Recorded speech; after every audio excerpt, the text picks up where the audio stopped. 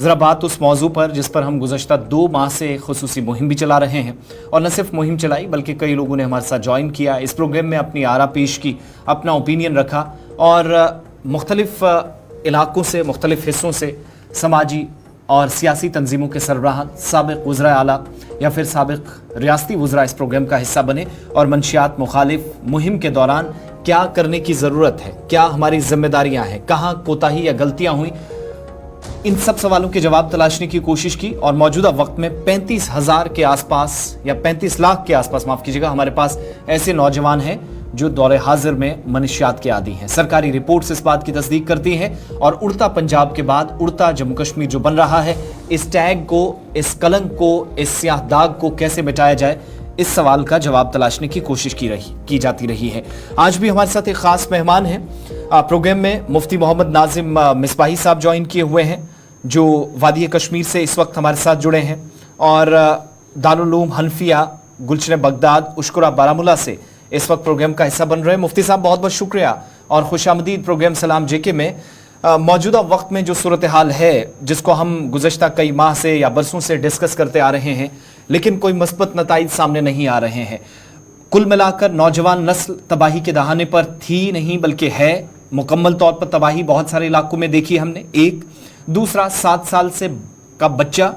30 سال کی ہماری بہن بھی، اور یہاں تک کہ 75 سال کے ہمارے بزرگ بھی منشیات کے عادی ہم نے جموں کشمیر کے اندر موجودہ وقت میں پائے گئے یا ہیں الگ الگ مقامات پر۔ صورتحال آپ کی نظر میں کیسی؟ لوگوں کے ساتھ ملاقاتوں کا سلسلہ، لوگوں میں اٹھنا بیٹھنا، نوجوانوں سے ملاقاتیں یا درس و تدریس کا سلسلہ، یہ ساری چیزیں آپ نے گرد و نواح میں آپ دیکھتے ہیں، کیا اوور آل صورتحال کا آپ اور کیسے مشاہدہ کر رہے ہیں؟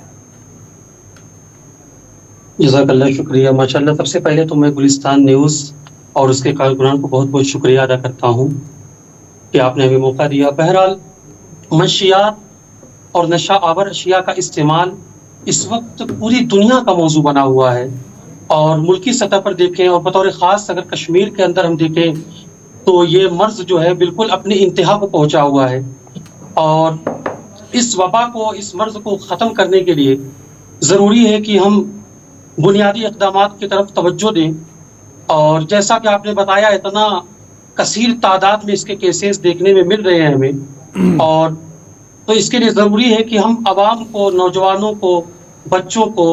اس کے مضر اثرات اور اس کے نقصانات سے واقف کرائیں، آگاہ کرائیں۔ قرآن کریم نے ارشاد فرمایا وَلَا تُلْقُوا بِأَيْدِيكُمْ إِلَى التَّهْلُكَةِ، خود اپنے ہی ہاتھوں اپنے آپ کو ہلاکت میں نہ ڈالو، اپنی جان کو، اپنے آپ کو ہلاکت میں نہ ڈالو۔ تو گویا کہ نشہ آور چیزوں کا استعمال کرنا یہ ایک ایسا مرض ہے کہ انسان اگر اس میں اپنے آپ کو مبتلا کرتا ہے تو گویا کہ اپنے آپ ہی کو اس میں داخل کر دیتا ہے، خود اس سے اپنے آپ کو نقصان پہنچانے کی کوشش کرتا ہے۔ آئیے دیکھتے ہیں کہ نبی کریم صلی اللہ تعالیٰ علیہ وسلم نے اس تعلق سے کیا فرمایا۔ تو حدیث شریف میں آتا ہے کہ کل مسکر حرام، ہر نشہ آور چیز حرام ہے، جو بھی نشہ والی چیز ہے حرام ہے۔ اور دوسری حدیث شریف میں آتا ہے کہ جس کا کثیر انسان کے اندر نشہ پیدا کرے، اس کی قلیل چیزیں، اس کی تھوڑی چیزیں بھی حرام ہوا کرتی ہیں۔ اب دیکھیے کہ نشہ والی چیزیں اگر تھوڑی بھی انسان استعمال کرے کہ جس سے استعمال بندے کی عقل مغلوب نہیں ہوتی، پھر بھی اسلام نے اس کو منع کر دیا، حرام کر دیا۔ تو اس سے معلوم ہوا کہ اسلام نے صرف انسان کو دنیاوی نقصانات سے بچانے ہی کی کوشش نہیں کی، بلکہ اس مرض سے، منشیات سے انسان کو روکنے کے لیے، منشیات سے انسان کو بچانے کے لیے اللہ رب العزت نے اور اللہ کے رسول صلی اللہ علیہ وسلم نے آخرت کی کامیابی کو اسی پہ ڈیپینڈ کر دیا۔ جیسا کہ سورہ مائدہ کی آیت کریمہ آپ پڑھیں گے تو معلوم ہوگا کہ وہاں پہ اللہ رب العزت نے ڈیپینڈ کیا ہے کہ رجز من عمل الشیطان، رجز من عمل الشیطان، یہ شیطان کے عمل میں سے ہے اور ناکامی ہے، یہ ناپاکی ہے، ایک بہت بڑا ناپاک مرض ہے۔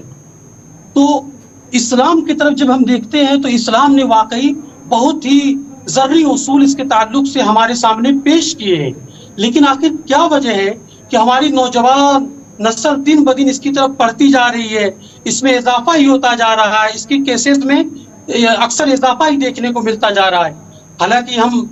اگر گورنمنٹ کو دیکھیں، حکومتی سطح پر دیکھیں تو ماشاءاللہ بہت سارے کیسز बहुत सारी जगहों पे हैंडल किया जा रहा है। अखबार न्यूज़ पेपर हम देखते हैं, न्यूज़ चैनल देखते हैं, तो बहुत सारी जगहों पे देखते हैं कि एसपी सर और दीगर हुक्काम वगैरह अच्छे अंदाज में काम कर रहे हैं। और लेकिन ज़रूरत इस वक्त है इसको रोकने की और ख़त्म करने के लिए ज़रूरत इस बात की है कि हर तबका, हर महकमा इसके लिए बिल्कुल बेदार हो जाए। बतौर ख़ास मैं मुफ्तियान कराम को, उलमाए कराम को ये पैगाम देता हूँ कि वो अपने अपने इदारों से, अपने अपने मदारिस से और अइम्मा हजरात अपनी अपनी मसाजिद से इसके लिए बेहतरीन मुस्बित अंदाज में पैगाम दें मुफ्ती मिसबाह साहब, बड़ा इम्पोर्टेंट ये है, आपने इब्तिदाई कलमात में तो बता दिया कि किस तरीके से की सूरत हाल है। पहुंचाना चाहता हूँ कि आला हुक्काम भी इस पर ज्यादा ध्यान दे। बतौर खास शहर के अलावा जो देही इलाके हैं, जो देहाती इलाके हैं, उन पर भी हमें ध्यान देने की जरूरत है। ठीक है जी मुफ्ती साहब, एक बड़ा इम्पोर्टेंट मामला ये है, जब हम बात और गुफ्तगू करते हैं इस ज़िमन में तो दो तीन चीज़ें बड़ी इम्पोर्टेंट। एक जो एक बड़ा नेटवर्क हमारा है वो मसाजिद का है, और मसाजिद के अंदर आइमा हजरात अपनी जगह जुमे के खुतबे तो देंगे, उससे कितना फ़र्क पड़ेगा वो अलग बात है, लेकिन जो ज़िम्मेदारान हैं इन कमेटियों के और अरकान हैं इन कमेटियों के, कुरान और हदीस की रोशनी में उन पर कितनी जिम्मेदारी है, कितनी गिरफ्त होगी उनको अगर वो आज के दिन में आंखें बंद करेंगे इस पूरे मामले को लेकर?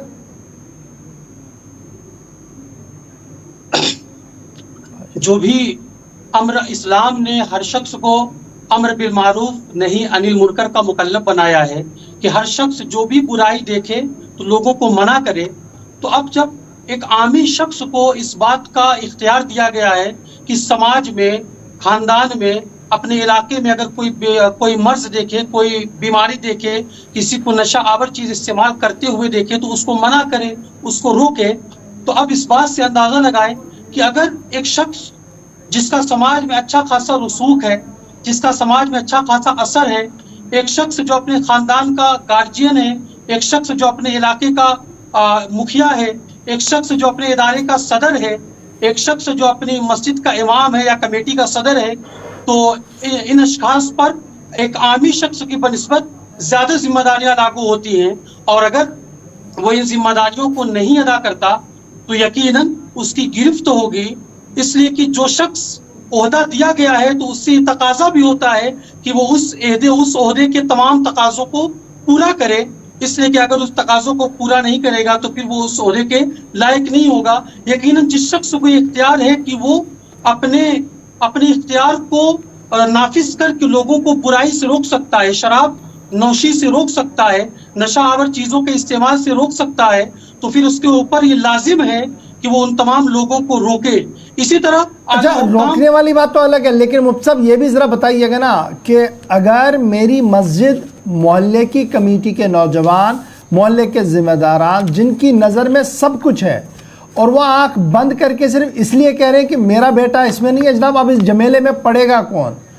तो ये तो शरअन बहुत बड़ी गलती है। और इस पर सज़ा क्या है, एक तो इस पर थोड़ी सी बात करें, और दूसरा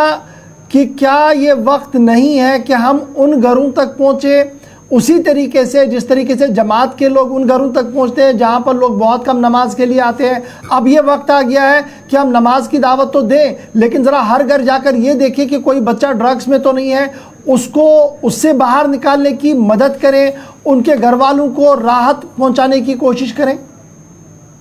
जी बिल्कुल, आपने बहुत अच्छे नुक्ते की तरफ तवज्जो दिलाई। असल में हमारा हाल ये है कि बहुत सारे अफराद ये समझते हैं कि सिर्फ रोज़ा, नमाज, हज, ज़कात ही इबादत है। हालांकि ऐसा नहीं है। इबादत का मफहूम बहुत वसी है, इसके अंदर एक बहुत बड़ा मफहूम समाया हुआ है। इसलिए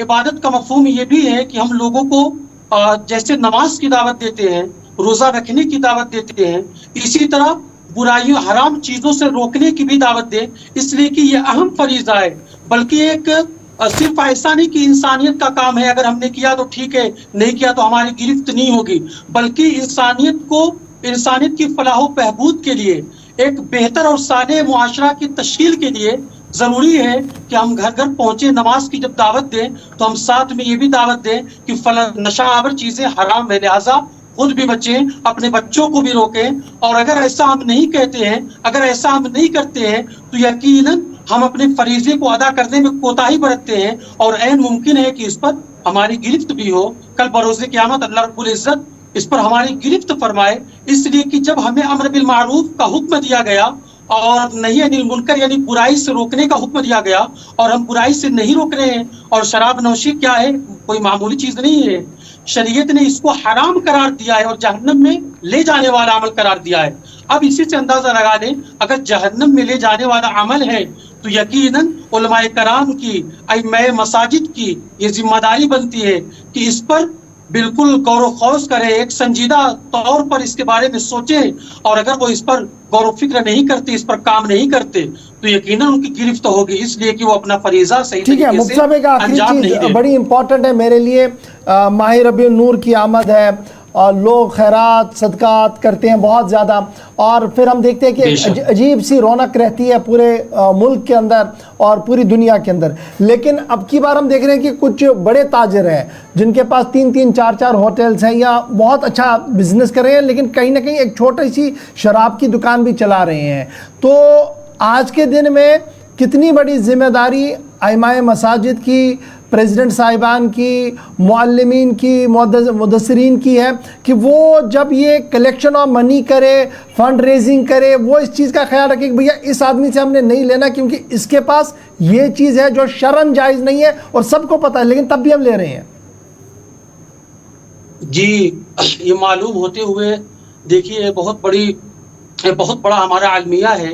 کہ ہم چندہ دیتے ہیں یا کسی بھی فلاحی کام کے لیے جب ہم کسی دکان کے یہاں جاتے ہیں تو ہمیں اس بات پر غور نہیں کرتے، اس بات پہ دھیان نہیں دیتے. ہمیں دھیان دینا چاہیے اس لیے کہ شراب نوشی جس طرح حرام ہے اسی طرح شراب نوشی کا کاروبار کرنا بھی حرام ہے. اس کو لے جانے والا، اس کو لے کر آنے والا اور اس میں ثالثی کا کردار ادا کرنے والا، اس میں معاونت کرنے والا، کسی تک شراب پہنچانے والے، یہ سب کے سب حرام کاری کے شکار ہیں. اسی لیے اسلامی اصول کے مطابق شراب کا پینا، اس کا کاروبار کرنا، اس کا بیچنا اور اس سے آنے والی انکم، اس سے آنے والے جو پیسے ہیں وہ بھی سب کے سب حرام چیزوں میں شمار ہوتے ہیں. لہٰذا ان کا کھانا جائز نہیں، نہ ہی ان پیسوں کو اپنے کسی فلاحی کام میں یا دینی کام میں، اچھے کام میں لگانا بھی جائز نہیں. اس لیے ہمیں اس بات پر دھیان دینا چاہیے کہ نہ صرف یہ کہ ہم ان کے پیسہ لینے سے اجتناب کریں بلکہ جب ان کے یہاں جائیں تو ان کو ایک پیغام بھی دیں ساتھ میں کہ دیکھیے آپ فلاں کام کرتے ہیں، فلاں کاروبار کرتے ہیں، دیکھیے آپ شراب بیچتے ہیں اور اس کا پیسہ نہ آپ کے لیے کھانا جائز ہے، نہ ہمارے فلاحی کام میں آپ کو دینا جائز ہے، نہ ہمارے لیے لینا جائز ہے. اس لیے ہم اس کو نہیں لے سکتے اور آپ بھی اس کام کو بند کر دیجئے. اس طرح اگر ہم جب چندہ لینے جاتے ہیں، ہمارے مساجد چندہ لینے جاتے ہیں تو اس طرح ان کو ایک حرام کاری سے بچانے کا بھی کام کریں گے اور ان تک یہ پیغام بھی پہنچا دیں گے آپ یہ جو کام کر رہے ہیں یہ حرام کام کر رہے ہیں، لہذا اس سے باز آ جائیں. بہت بہت شکریہ ہمارے ساتھ اس پروگرام کا حصہ بننے کے لیے مفتی مصباحی صاحب اور اپنی قیمتی آرا پیش کرنے کے لیے.